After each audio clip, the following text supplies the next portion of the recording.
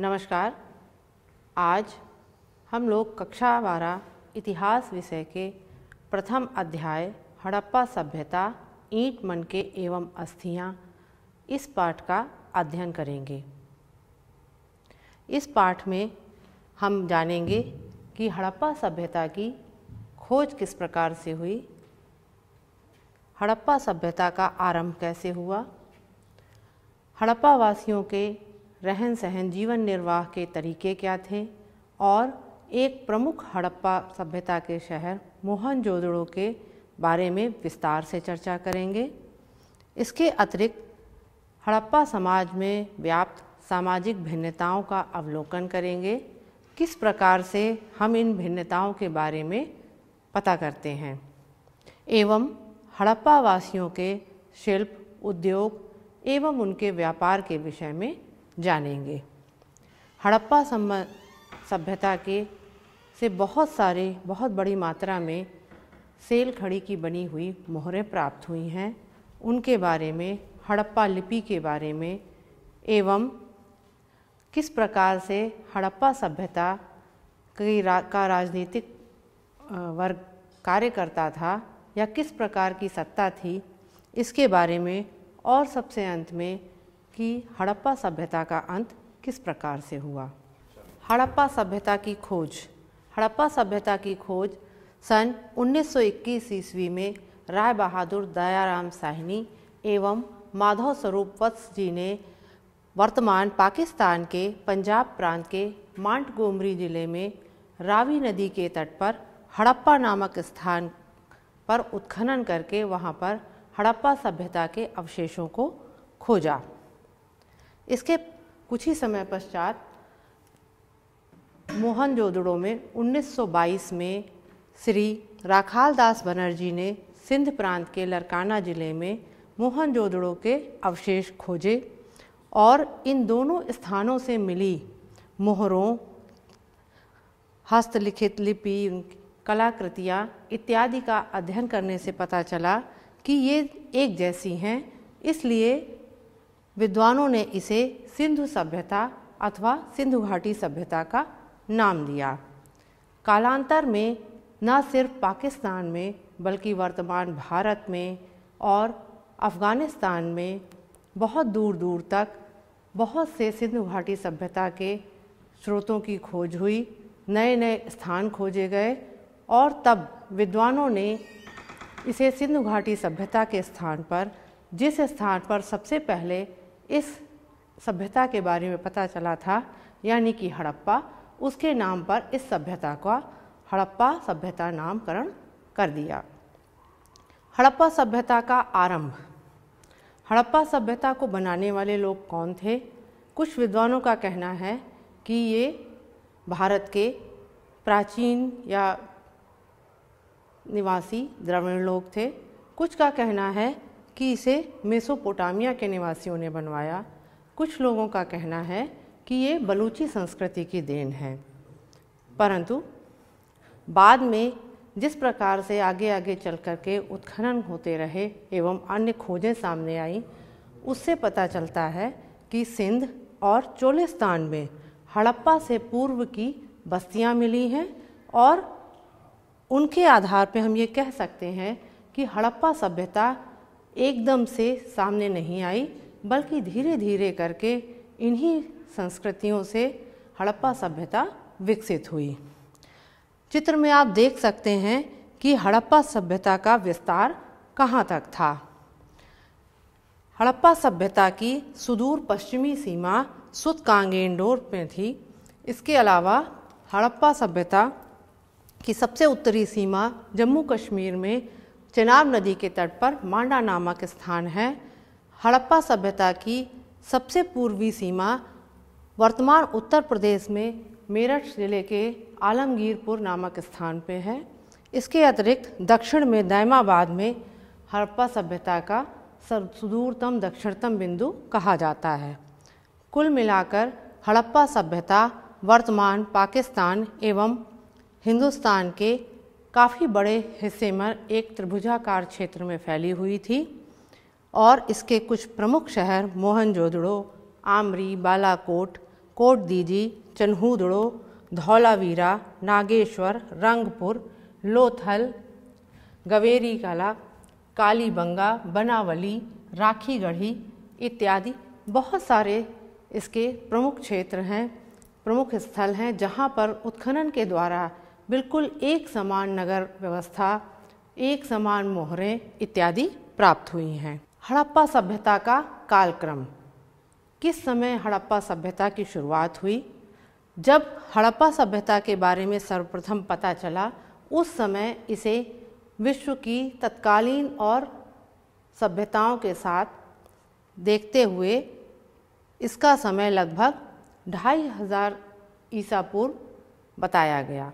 हड़प्पा सभ्यता अपने समकालीन मेसोपोटामिया, मिस्र एवं चीन की सभ्यता के समानांतर थी और इनमें से कुछ के साथ मेसोपोटामिया और मिस्र की सभ्यताओं के साथ उनका व्यापार भी चलता था। तो इस प्रकार से हम देख सकते हैं कि हड़प्पा सभ्यता वर्तमान समय से लगभग 5500 साल पहले भारत में फल फूल रही थी। हड़प्पा सभ्यता का कालक्रम सर्वाधिक प्रामाणिक रूप से रेडियो कार्बन विधि के आविष्कार के पश्चात हुआ। इसके अनुसार हड़प्पा सभ्यता के आरंभिक काल लगभग 350 ईसा पूर्व से 2600 ईसा पूर्व तक कहा जाता है। इसके पश्चात परिपक्व अवस्था या पूर्ण विकसित हड़प्पा काल लगभग 2600 ईसा पूर्व से 1900 ईसा पूर्व का कहा जाता है और उत्तर हड़प्पा काल यानी कि जब हड़प्पा सभ्यता का विघटन प्रारंभ हो गया वह समय 1900 से लेकर के 1300 ईसा पूर्व तक बताया जाता है। अब हम जानेंगे कि किस प्रकार से हड़प्पावासी अपना जीवन निर्वाह करते थे या दूसरे शब्दों में कहें उनका आर्थिक जीवन। हड़प्पा के लोग कृषि कार्य में बहुत निपुण थे और वो कई प्रकार के पेड़ पौधों से अपना भोजन प्राप्त करते थे। वो शाकाहारी एवं मांसाहारी दोनों प्रकार का भोजन करते थे। खुदाई में अनेक हड़प्पा स्थलों से अनाज के दाने मिले हैं जिसमें गेहूँ, जौ, दाल, सफ़ेद चना, तिल, रागी, कोदो इत्यादि मिले हैं। बाजरे के दाने गुजरात के कई स्थलों से मिले हैं। चावल के दाने अपेक्षाकृत कम पाए गए हैं परंतु लगभग 10,000 ईसा पूर्व के पुरा स्थल मेहरगढ़ से सबसे पहले चावल के दाने प्राप्त हुए हैं। इसके अलावा हड़प्पा स्थलों से जानवरों की हड्डियां भी मिली हैं जिसमें कि घरेलू मवेशी जैसे कि भेड़, बकरी, भैंस तथा सूअर की हड्डियां शामिल हैं। इसके अतिरिक्त कुबड़ वाला बैल हड़प्पा वासियों को विशेष प्रिय था। निश्चित रूप से वो लोग गौ पालन भी करते थे। हड़प्पा सभ्यता की कृषि प्रौद्योगिकी, इसमें किस प्रकार से कृषि की जाती थी? खेतों में जुताई के लिए लकड़ी के हल का प्रयोग किया जाता था। चित्र में आप देख रहे हैं इस प्रकार के लकड़ी के हल के नमूने मोहनजोदड़ो तथा बनावली में मिले हैं। इस चित्र में कालीबंगा में एक जुते हुए खेत का साक्ष्य प्राप्त हुआ है।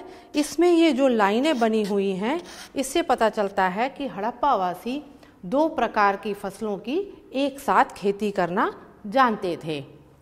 इसके अतिरिक्त फसल काटने के लिए तांबे और पत्थर के हंसियों का प्रयोग किया जाता था जो कुछ इस प्रकार के होते थे। अफगानिस्तान के सोर्तुघई नामक स्थान में नहरों के कुछ अवशेष प्राप्त हुए हैं परंतु अब उनमें गाद भर गई है।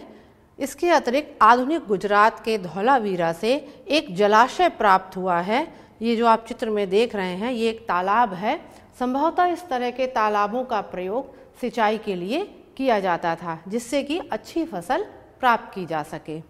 इसके अतिरिक्त पशुपालन, इन चित्रों से हड़प्पा सभ्यता के लगभग सभी पुरा स्थलों से बहुत बड़ी संख्या में मोहरें प्राप्त हुई हैं। इन मोहरों पर विभिन्न प्रकार के पशुओं के, पक्षियों के चित्र अंकित हैं। आप इसमें देख सकते हैं ये एक श्रृंगी बैल, यहाँ पर ये कुबड़ वाला बैल जो कि सिंधु सभ्यता का विशेष पशु था। इसके अतिरिक्त हाथी, गैंडा, यहाँ पर कुछ हिरण प्रदर्शित हैं। ये सब हड़प्पा वासियों के पशुपालन या किन किन पशुओं से वो परिचित थे, इसके बारे में हमें जानकारी देते हैं। इसके पश्चात अब हम जानेंगे हड़प्पा सभ्यता के सर्व प्रमुख शहर मोहनजोदड़ो के बारे में। मोहनजोदड़ो, ये जो नक्शा यहाँ पर दिया गया है, ये एक कंप्यूटरीकृत मोहनजोदड़ो का नक्शा है, जिसमें आप देख सकते हैं ये हड़प्पा सभ्यता का दुर्ग क्षेत्र है और ये उसके नीचे की निचली बस्ती है। हड़प्पा सभ्यता मोहनजोदड़ो 125 हेक्टेयर क्षेत्र में फैला हुआ एक विशाल शहर था और यह शहर 2 भागों में बटा हुआ था। शहर के पश्चिम में एक दुर्ग या किला था, जो ये आप यहाँ पर देख सकते हैं। इसके अतिरिक्त और पूर्व में नीचे की ओर एक पूरा शहर बसा हुआ था। ये दोनों ही शहर एक चबूतरे पर बसे हुए थे, जिन्हें ये हड़प्पा सभ्यता की प्रमुख विशेषता थी कि शहर या मकान सभी ऊंचे चबूतरों पर या प्लेटफॉर्म पर बनाए जाते थे। संभवतः ऐसा इसलिए किया जाता था जिससे कि नदियों के किनारे बसे शहरों में बार बार आने वाली बाढ़ से शहर का बचाव किया जा सके। इसी चित्र को आप मोहनजोदड़ो के चित्र को ही अब आप यहाँ पर एक रफ मैप में देख सकते हैं। ये दुर्ग क्षेत्र है जिसमें कि हड़प्पा सभ्यता के कुछ प्रमुख अवशेष मिले हैं, जैसे कि स्नानागार, जलाशय, अन्नागार इत्यादि, और इसमें कुछ बस्तियों के रिमेन्स बचे हुए हैं जो अवशेष हैं, जैसे कि यहाँ पर दिखाया गया है। और इससे पहले जो आपने मैप देखा था वो एक कंप्यूटरीकृत उसका नक्शा था, जिसमें कि इस क्षेत्र को पूरा एक किस प्रकार का रहा होगा ये कल्पना करके बनाया गया था। अब हड़प्पा सभ्यता की पूरी सभ्यता की प्रमुख विशेषता थी कि सभी शहर जो भी अवशेष मिले हैं वो एक बहुत ही सुनियोजित तरीके से बसाए गए थे। मोहनजोदड़ो में इसे सभी सड़कें एक दूसरे को समकोण पर काटती थीं, जैसा कि आप इसमें देख सकते हैं। ये एक मोहनजोदड़ो की सबसे प्रमुख सड़क थी, जो कि इसके दोनों तरफ मकान बने हुए थे और ये सभी सड़कें एक दूसरे को समकोण पर काटती थीं। सड़कों और गलियों का निर्माण एक ग्रिड पद्धति में कहा जाता है, जिसे कि चेस बोर्ड ग्रिड पद्धति कहते हैं। सड़कों की चौड़ाई 13.5 फुट से लेकर के 33 फुट तक थी। इसके अलावा सबसे प्रमुख व्यवस्था मोहनजोदड़ो या हड़प्पा सभ्यता की थी उनका ड्रेनेज या सीवर सिस्टम। किस प्रकार से वो अपने शहरों का गंदा पानी शहर से बाहर निकालते थे। ये सभी नालियाँ पकी हुई ईंटों से बनी होती थीं और ढकी हुई होती थीं। उनमें कुछ कुछ दूरी पर अस्थायी पत्थर लगे होते थे ताकि उन्हें हटाकर नालियों की सफाई की जा सके। प्रत्येक घर में छोटी नालियाँ होती थीं, जैसा कि आप इस चित्र में देख सकते हैं। ये एक घर है, इससे ये छोटी सी नाली निकल करके आ रही है और गली की मुख्य नाली में मिल रही है।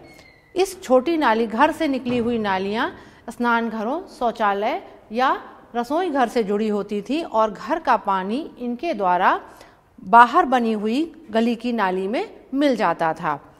और थोड़ी थोड़ी दूरी पर जो ये मेन होल की या पत्थर से ढके हुए सोक पिट की व्यवस्था थी, वो व्यवस्था वर्तमान में आज हम मेन होल के रूप में देखते हैं, जो हमारे यहाँ सड़कों पर होते हैं और उनको समय समय पर हटा करके उनकी हमारे यहाँ नालियों की सफाई की जाती थी।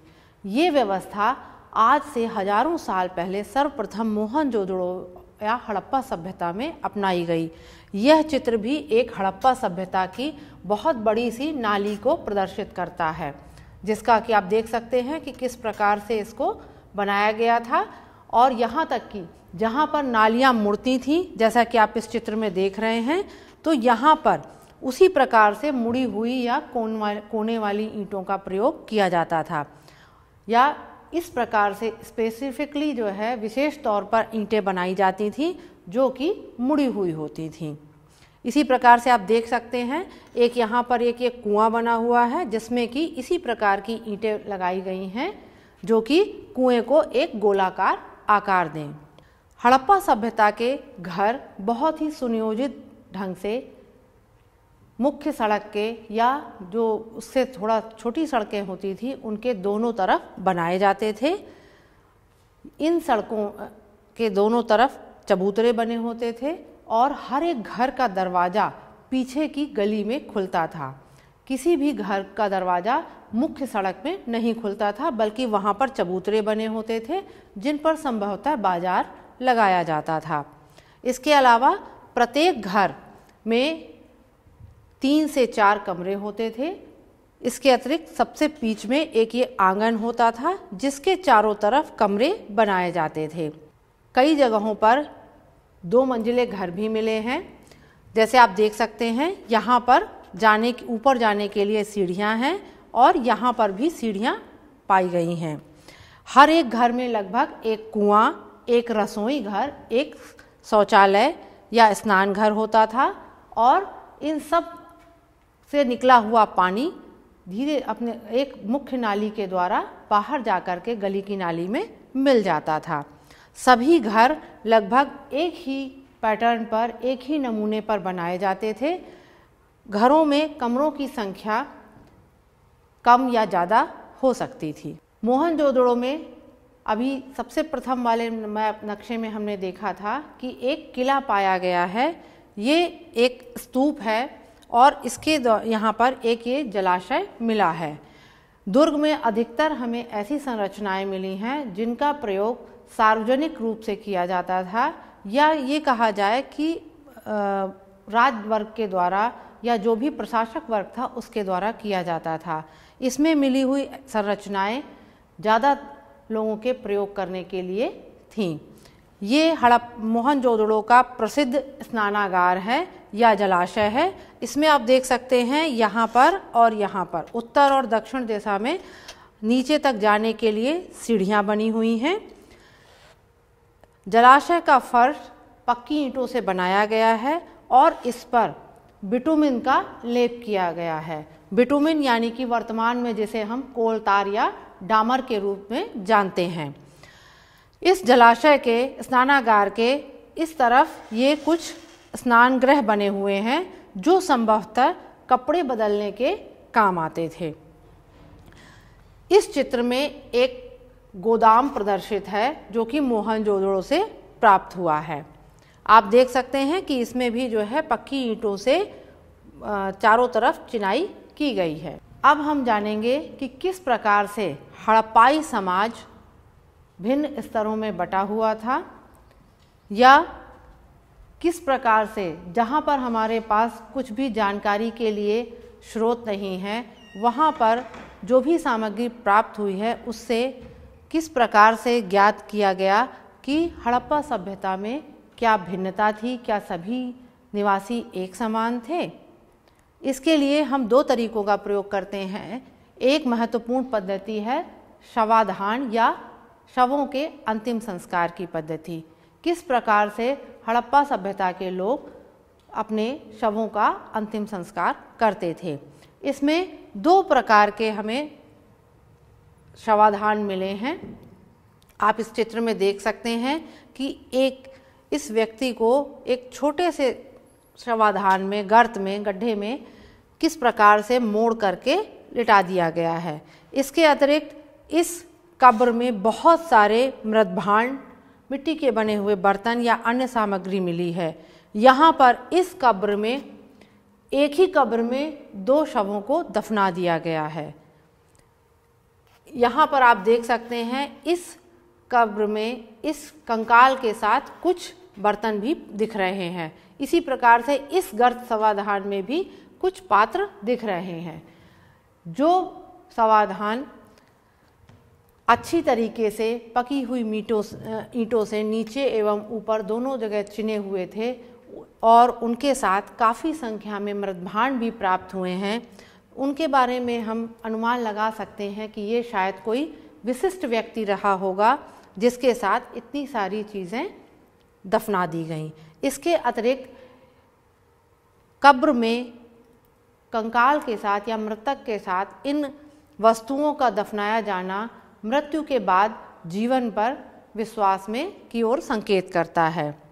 ऐसा हड़प्पा वासियों का शायद मानना था कि मृत्यु के बाद जिस व्यक्ति की मृत्यु हुई है उसे अपने अगले जीवन में इन सभी वस्तुओं की आवश्यकता होगी, इसलिए इन वस्तुओं को दफना दिया जाता था साथ में, जिससे उस व्यक्ति को कोई परेशानी ना हो। यह एक तांबे का दर्पण है जो कि विशिष्ट वर्ग के द्वारा प्रयोग किया जाता था। तांबा उस समय एक विशिष्ट धातु थी, कीमती दुर्लभ धातु थी, और उसके बने हुए दर्पण जो कि उसको पॉलिश करके बनाए जाते थे, जैसे आज हम कांच का दर्पण प्रयोग करते हैं, उसी प्रकार से उस समय कांच नहीं था, तो तांबे के दर्पणों का या कांसे के दर्पणों का प्रयोग मुख देखने के लिए किया जाता था। इसके अतिरिक्त विलासिता की वस्तुओं की खोज की गई। इसमें भी दो प्रकार की वस्तुएं पाई जाती हैं। प्रथम वो जो कि उपयोग की वस्तुएं हैं, और दूसरी जो कि बिल्कुल ही विलास की वस्तुओं की श्रेणी में आते हैं। उपयोगी वस्तुओं में आते हैं चक्कियाँ, ये विभिन्न प्रकार के आप मृदभांड देख रहे हैं, सुइया, झावा इत्यादि। इसके अलावा दूसरे वर्ग में विलासिता की वस्तुएं जो महंगी और दुर्लभ होती थीं, उदाहरण के रूप में फयांस के बने हुए बर्तन। ये बर्तन फयांस के बने हुए हैं। फयांस घिसी हुई मिट्टी या रेत को रंग और एक प्रकार के चिकने पदार्थ के साथ मिला करके पका करके बनाया जाता था। चूँकि ये एक प्रक्रिया बहुत ही कठिन थी, इसलिए इसके बने हुए बर्तन दुर्लभ माने जाते थे और कीमती होते थे। अधिकतर फयांस के बने हुए छोटे छोटे बर्तन मिले हैं जो शायद इत्रदानी के रूप में प्रयोग किए जाते थे। ये बर्तन मोहनजोदड़ो और हड़प्पा दोनों जगहों से मिले हैं। इन बर्तनों पे आप देख सकते हैं कि किस प्रकार से सुंदर चित्रकारी की गई है और उन्हें रंगों से सजाया भी गया है। इसके अतिरिक्त ये बर्तन विभिन्न आकृति के हैं। कोई घड़े की आकृति का है, कोई लंबे से जग की आकृति का है। इन पर ढक्कनों का भी प्रयोग किया जाता था। ये सब आप, ये चौड़े मुंह का बर्तन है, कोई छोटे मुंह का बर्तन है, विभिन्न आकृतियों के ये बर्तन प्रयोग किए जाते थे। ये हड़प्पा वासियों की कलात्मकता के भी सूचक हैं। कुछ पात्रों पर हड़प्पा लिपि भी देखने को मिलती है। हड़प्पा वासी व्यापार और व्यवसाय में भी बहुत उन्नत थे और उसके लिए उनकी शिल्प कला भी बहुत ज़्यादा उन्नत थी।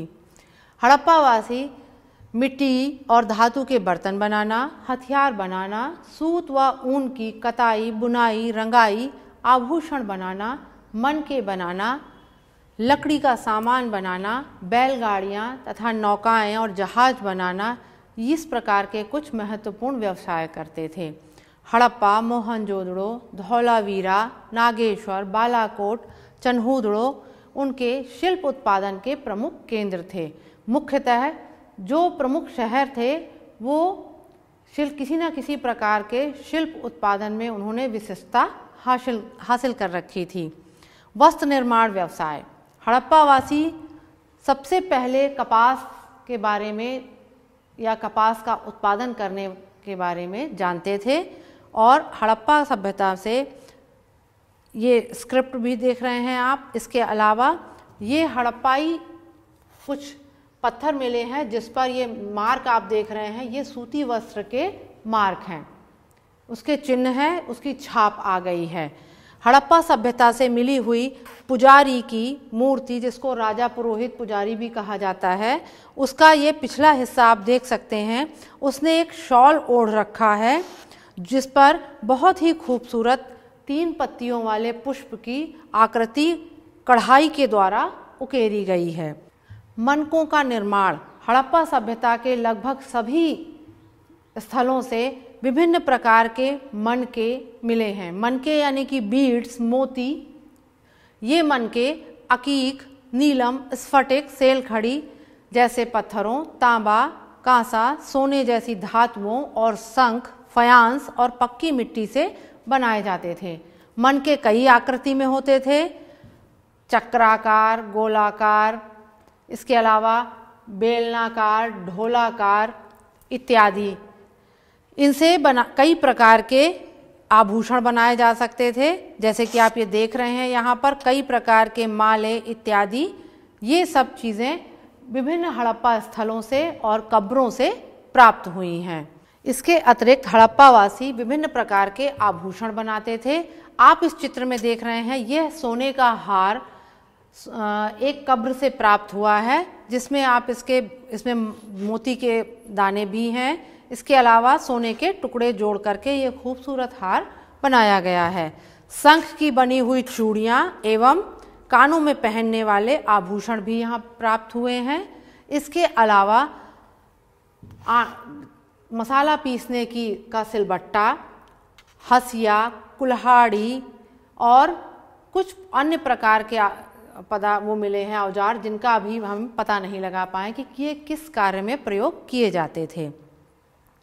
विभिन्न प्रकार के बर्तन देखिए, दर्पण है, इसके अलावा ये कांसे के बर्तन हैं। यहाँ आप देख सकते हैं जिस प्रकार की थाली या लोटा या बटलोई हम आज प्रयोग करते हैं, लगभग उसी प्रकार का बर्तन सिंधु सभ्यता के निवासी आज से हजारों वर्ष पूर्व करते थे। यह मिट्टी की बनी हुई एक बैलगाड़ी है, जिसमें आप देख सकते हैं कि किस प्रकार का पहिया लगाया गया है और ये किस प्रकार की बैलगाड़ी बनाई जाती थी। ये कुछ खिलौने हैं जिन्हें आप यहाँ पर देख सकते हैं। इसके अतिरिक्त पक्की बच्चों के खेलने के लिए बहुत बड़ी संख्या में खिलौनों का निर्माण किया जाता था। हड़प्पा सभ्यता के लगभग सभी स्थलों से पक्की मिट्टी के बने हुए विभिन्न आकृतियों के खिलौने मिले हैं। खास तौर पर वहाँ पर बैलगाड़ी का खिलौना मिला है। ये कई प्रकार की है, एक ये आप देख सकते हैं, दूसरा यहाँ पर। इसके अलावा मातृ देवी की बहुत सारी खंडित मूर्तियाँ मिली हैं, जो कि शायद बच्चों के खेलने के लिए होती थी। इस चित्र में आप देख रहे हैं कि हड़प्पावासी पासे का प्रयोग भी करते थे, यानी कि पासा भी उनके खेल में शामिल था। ये सेल कढ़ी, पकी हुई मिट्टी और किसी प्रकार के अन्य धातुओं के बने हुए पासे भी मिले हैं। आप इस चित्र में इस बैलगाड़ी को देख रहे हैं। यहाँ पर ये धागा लगा करके इस बैलगाड़ी को आगे भी बढ़ाया जा सकता था, यानी कि ये मूविंग चलने वाला चलित खिलौना था। इसी प्रकार से ये एक धागा डाल करके फिरकी की तरह नचाने वाला या कठपुतली की तरह नचाने वाले खिलौने भी बनाए जाते थे।